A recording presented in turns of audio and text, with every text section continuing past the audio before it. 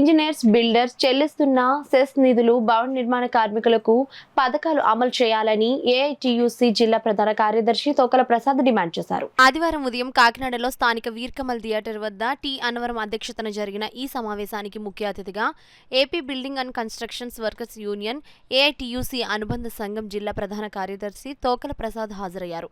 ఈ సందర్భంగా ప్రసాద్ మాట్లాడుతూ కన్స్ట్రక్షన్స్ లో బిల్డింగ్స్, అపార్ట్మెంట్స్, రోడ్స్ తదితర నిర్మాణాల్లో 1% సెస్ పనులు చేస్తున్న నిధులను ప్రభుత్వం దోచుకోవడం ఇకనైనా ఆపండి అని ప్రసాద్ ఆవేదన వ్యక్తం చేశారు. భవన నిర్మాణ కార్మికుల సెస్ నిధులను గత ప్రభుత్వం దుర్వినియోగిస్తూ రాజకీయ స్వార్థ ప్రయోజనాల కొరకు నిధులను వాడుకుందని, భవన నిర్మాణ కార్మికులు ఆ ప్రభుత్వానికి తగిన గుణపాఠం చెప్పారని, ఎన్డీఏ కూటమి ప్రభుత్వం ఎన్నికల ముందు భవన నిర్మాణ కార్మికులకు ఇచ్చిన హామీని సంవత్సర కాలం పూర్తి అయినా ఇప్పటి వరకు ఒక సంక్షేమ పథకం అమలు చేయలేదు అని, భవన నిర్మాణ కార్మికుల ఘోష ఈ ప్రభుత్వానికి కనబడటం లేదా అని ఆయన అన్నారు.